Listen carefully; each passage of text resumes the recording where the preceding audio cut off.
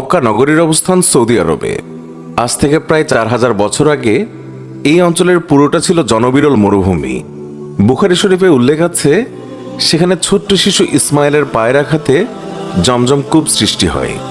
ইসমাইল বড় হবার পর হজরত ইব্রাহিম আলাইহিসসালাম মক্কায় আসেন এবং আল্লাহর আদেশে এখানে কাবাঘর নির্মাণ শুরু করেন। দূর দূরান্ত থেকে অনেক মানুষ মক্কায় এসে আল্লাহর ঘর তাওয়াফ করতে লাগলো।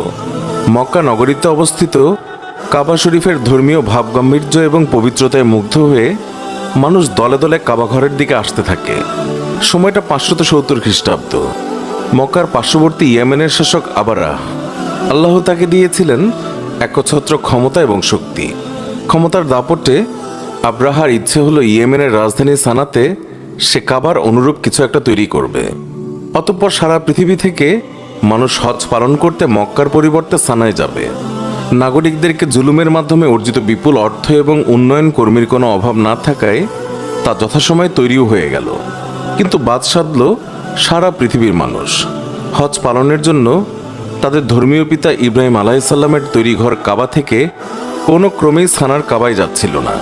তখন এমন খবর শুনতে পেয়ে ইয়েমেনের খ্রিস্টিয়ান রাজা আব্রাহা রেগে যান, কারণ তিনি যে গির্জা বানিয়েছেন সেখানে খুব বেশি মানুষের সমাগম হতো না। আব্রাহা দিনে দিনে রাগে ক্রোধে অন্ধ হয়ে যেতে লাগলো। তার সব রাগ গিয়ে পড়ল আরবের মক্কার সেই কাবার ওপর। কাবা ধ্বংস করে দেওয়ার জন্য মনস্থির করলেন। আব্রাহা তখন 40,000 সৈন্য এবং কয়েক হাজার হাতি নিয়ে মক্কার দিকে রওনা হন। তার বাহিনীর সম্মুখে ছিল একটি সাদা হাতি। মোট 8টি হাতি ছিল সে বাহিনীতে। আব্রাহা ভেবেছিলেন হাতি দিয়ে কাবা শরীফ গুড়িয়ে দেবেন তিনি। বর্ণিত আছে, মক্কার সীমানায় পৌঁছালে আব্রাহার সাদা হাতি বসে পড়ে। সেটাকে জোর করেও আর আগানো যাচ্ছিল না। আব্রাহার নির্দেশে একটি দল মক্কাবাসীদের উট কেড়ে নিয়ে এলো। এর মধ্যে মহানবী সাল্লাল্লাহু আলাইহি ওয়াসাল্লামের দাদা আব্দুল মুত্তালিবেরও 200 উট ছিল। আব্রাহা ঘোষণা দিলেন, আমি কেবল কাবা ধ্বংস করতে এসেছি, মানুষকে নয়। তবে কেউ বাধা দিলে সে মরবে। আব্দুল মুত্তালিবের পরামর্শে মক্কার সবাই পাহাড়ে গিয়ে আশ্রয় নিয়েছিল। আব্দুল মুত্তালিব আব্রাহাকে নিষেধ করে যে তুমি কাবা ঘরকে ধ্বংস করতে যেও না, এটা আল্লাহর ঘর, এটা তোমার জন্য বিপজ্জনক হবে, এটা ধ্বংস থেকে দূরে থাকো। কিন্তু আব্রাহা তার কোনো কথাই শুনতে চাইছিল না। আব্দুল মুত্তালিব তখন তাকে বলে, তুমি যে আমার উটগুলো কেড়ে নিয়ে গেছো 200 উট, সেই 200 উট ফেরত দিয়ে দাও। এই কথা শুনে আব্রাহা অবাক হয়ে বলে, আশ্চর্য মানুষ তো তুমি, তোমাদের বংশধর না শতাব্দীর পর শতাব্দী কাবা ঘরের রক্ষণাবেক্ষণ করে আসছে? আব্দুল মুত্তালিব বলল, হ্যাঁ, তা তো করে আসছি। তখন আব্রাহা বলল, তাহলে তুমি কেন আমার বিরুদ্ধে অস্ত্র ধরে যুদ্ধ করছো না? এসেছো শুধু নিজের কেড়ে নেওয়া উট ফেরত নিতে? আব্দুল মুত্তালিব বলল, দেখো, আমি উটের মালিক, আমার উট আমাকে ফেরত দাও। কাবা ঘরের মালিক তার ঘর রক্ষা করবে। এ কথা শুনে আব্রাহা তার উটগুলো ফেরত দিয়ে দিল। আল্লাহু আকবার। আর সেখান থেকে উট ফেরত নিয়ে সরাসরি কাবা ঘরে গিয়ে কাবা ঘর জড়িয়ে ধরে, হাজরে আসওয়াদ জড়িয়ে ধরে আব্দুল মুত্তালিব অঝরে কাঁদতে লাগলো আর বলল, হে মালিক, আমি অসহায়, আমি ক্ষমতাহীন, সকল ক্ষমতার মালিক তো তুমি। তুমি তোমার অলৌকিক ক্ষমতা দিয়ে এই বাহিনীকে প্রতিহত করো, তোমার ঘরকে রক্ষা করো। আল্লাহ তাআলা সাথে সাথে দোয়া কবুল করলেন। আর আব্দুল মুত্তালিব এক অদ্ভুত শব্দ শুনতে পেয়ে মাথা তুলে সেই শব্দের উৎস খোঁজার চেষ্টা করলো। অতঃপর দেখতে পেল পূর্ব দিক থেকে এক বিশাল পাখির ঝাঁক অগ্নিময় পাথর আঁকড়ে ধরে এগিয়ে আসছে। আব্দুল মুত্তালিব এক দৃষ্টিতে পাখিগুলোর দিকে তাকিয়েছিল আর মনে মনে ভাবছিল, এটাই হয়তো আল্লাহর কাছ থেকে প্রেরিত রহমত, যেটা আজ কাবা ঘরকে রক্ষা করবে। প্রতিটি পাখির মুখে একটা পাথরের অগ্নিগোলক, 2 পায়ে 2টি পাথরের অগ্নিগোলক ছিল, অর্থাৎ পাথরের টুকরোগুলো অগ্নির মতো জ্বলজ্বল করছিল। কিন্তু আল্লাহর কি অলৌকিক রহমত, এই অগ্নিগোলকগুলো পাখির মুখ বা পায়ের চামড়া পুড়িয়ে দিচ্ছিল না। দেখতে দেখতে আবাবিল পাখি পুরো কাবা শরীফকে ঘিরে ফেলেছে। এমনকি তারা দীর্ঘ কয়েক মিনিট পর্যন্ত সেখানে তাওয়াফ করেছে। তারপর সেখান থেকে সোজা উড়ে চলে গেল আব্রাহার হস্তি বাহিনীর দিকে। প্রিয় দর্শক, আপনাদের জানিয়ে রাখি, আজও যদি আপনি কাবা ঘরে যান, আপনি দেখতে পাবেন রাতের 3টার পর তাহাজ্জুদের সময়ে এই সকল পাখিরা কাবা ঘরের চারপাশে উড়ে উড়ে তাওয়াফ করতে থাকে। তো যাই হোক, এখান থেকে উড়ে গিয়ে আব্রাহার হস্তি বাহিনীর উপরে সেই অগ্নিখণ্ড নিক্ষেপ করে। আল্লাহু আকবার। মুহূর্তের মধ্যে তারা ভুলুণ্ঠিত হয়ে পড়ে। পরিস্থিতি এমন হয়েছে যে প্রতিটি পাথর সৈন্যদের শরীর ভেদ করে ঢুকে যাচ্ছে। মুহূর্তের মধ্যে সকল সৈন্য মারা যায়, এমনকি আব্রাহা সেখানেই মরে ভর্তা হয়ে যায়। এই ছোট ছোট পাথর দিয়ে আল্লাহ তাআলা সেদিন 7,000 আব্রাহার শক্তিশালী সৈন্যকে ভূমির সাথে মিশিয়ে দিয়েছিলেন। পবিত্র কোরআনে আল্লাহ তাআলা সূরা ফিলের মধ্যে এই বিস্তারিত বর্ণনা করে আল্লাহ তাআলা পবিত্র কোরআনে বলেন, তুমি কি দেখোনি হস্তি বাহিনীর সাথে কিরূপ আচরণ করেছিল আল্লাহ? তিনি কি তাদের চক্রান্ত নস্যাৎ করে দেননি? তিনি তাদের বিরুদ্ধে পাঠিয়েছিলেন ঝাঁকে ঝাঁকে আবাবিল পাখি। আল্লাহ আকবার। আবরার হস্তি বাহিনী পরাজিত হওয়ার পর থেকে আব্দুল মুত্তাল্লিবের অন্তর ছটপট করছিল। তিনি বুঝতে পারছিলেন কোনো বড় ধরনের কিছু ঘটতে যাচ্ছে কাবা ঘরের আশপাশে। তারপর থেকে তিনি প্রতিদিন কাবা ঘরের ছাদের মধ্যে রাত কাটাতেন। আর মক্কা শরীফের পাশে অলৌকিক ঘটনা দেখতে পান আল্লাহর রাসূলের দাদা হযরত আব্দুল মুত্তাল্লিব। মক্কাবাসীরা তখন গভীর ঘুমে আচ্ছন্ন। আব্দুল মুত্তাল্লিব সেদিন রাতে কাবা শরীফের ছাদের উপর দাঁড়িয়েছিলেন। হঠাৎ করে সেদিন আকাশে তিনি প্রজ্বলিত আলো দেখতে পান, যেটা আরবের পূর্ব থেকে পশ্চিম দিক সমগ্র বিশ্বে ছড়িয়ে পড়েছিল।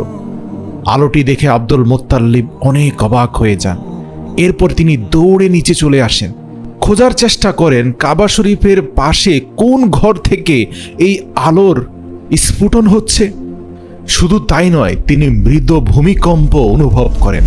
কাবা ঘরের ছাদ থেকে নেমে যখন তিনি কাবা ঘরের ভিতরে যান, তিনি দেখতে পান ওই আলোক বিচ্ছুরণের দ্বারা সৃষ্ট ভূমিকম্পের ফলে মক্কা শরীফের ভিতরে থাকা ৩৬০টি মূর্তির গুরুত্বপূর্ণ মূর্তিগুলো ডানে বামে হেলে পড়ে ভেঙে যাচ্ছে। এরপর তিনি কাবা ঘর থেকে বাইরে এসে দেখেন যে আবে জমজম কূপের পানি তীব্র বেগে উপরের দিকে উঠে আসছে। তখনই আব্দুল মুত্তাল্লিব তার নিজের ঘরের দিকে চোখ পড়ে। তিনি বুঝতে পারেন এতক্ষণ ধরে যে আলোক বিচ্ছুরণ, এই সব কিছুর উৎস হচ্ছে তার নিজেরই ঘর। অবাক নয়নে তিনি এগিয়ে যান। তিনি দেখতে পান তার নিজের ঘরের ভেতর থেকে এক অদ্ভুত ধরনের নূরের আলো বের হচ্ছে, যেটা এর আগে তিনি কখনোই কোনোদিন দেখেননি। আব্দুল মুত্তাল্লিব তখন ধীরে ধীরে তার ঘরের দিকে এগিয়ে যেতে থাকে।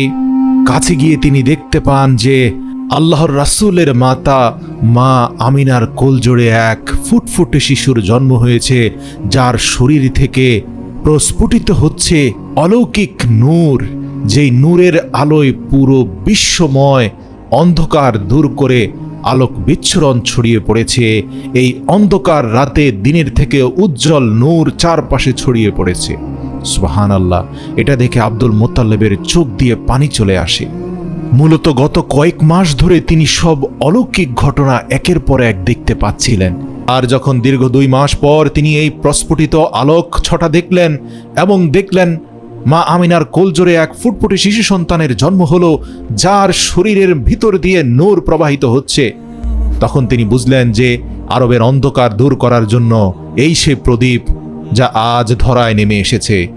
শিশু প্রিয় নবী হযরত মুহাম্মদ সাল্লাল্লাহু আলাইহি সাল্লামকে কোলে নিয়ে পরের দিন আব্দুল মুত্তাল্লিব কাবা ঘরের সামনে চলে আসেন এবং তার নিজের প্রিয় উট জবাই করে গরিব দুঃখী মানুষদের খাবারের আয়োজন করেন। তার ছেলে আবু তালেব ছিল অত্যন্ত মহৎ হৃদয়ের।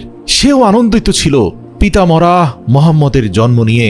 তাই তো নিজের আব্বাজান আব্দুল মুত্তাল্লিবের পরামর্শ অনুযায়ী উট জবাই করে সবাইকে খাবার দাবার খাওয়ানোয় ব্যস্ত সময় পার করছিল আব্দুল মুত্তাল্লিব। এটি কোনো মানুষ রচিত গল্প কাহিনী নয় কোনো মতলববাজ ঐতিহাসিকের বর্ণনা। এই বর্ণনা স্বয়ং আমাদের সৃষ্টিকর্তা আল্লাহ তাআলার, যিনি তা বর্ণনা করেছেন পবিত্র সূরা ফিলে, যেখানে কোনো এক ইস্যুতে নিরাশ রাসূলুল্লাহ সাল্লাল্লাহু আলাইহি ওয়াসাল্লামকে তিনি সান্ত্বনা এবং সাহস দিয়ে বলেছিলেন, তুমি কি দেখোনি তোমার প্রতিপালক কাবাঘর ধ্বংস করতে আসা হাতিওয়ালাদের সাথে কি আচরণ করেছিলেন? তিনি কি তাদের চক্রান্ত নস্যাৎ করে দেননি? তিনি তাদের বিরুদ্ধে পাঠিয়েছেন ঝাঁকে ঝাঁকে আবাবিল পাখি, যারা সেই হাতিগুলোর উপর পোড়ামাটির পাথর নিক্ষেপ করেছিল। অতঃপর তিনি সেই হাতিওয়ালাদের পরিণত করেছিলেন ভুসির ন্যায়। রাত গভীর হলে যখন চারিদিক নিস্তব্ধ হয়ে পড়ে, তখন এই আবাবিল পাখির ডাক শোনা যায়। মসজিদের ভিতরে ছাদে হেরেমের ভিতর এদের সুন্দর বাসা সবার নজরে আসে। সুপ্রিয় দর্শক, আমাদের এই ভিডিওটি ভালো লেগে থাকলে অবশ্যই একটি লাইক দিন এবং এখনও আমাদের চ্যানেলটি সাবস্ক্রাইব না করে থাকলে এক্ষুনি সাবস্ক্রাইব করে পাশে থাকা বেল আইকনটি প্রেস করুন।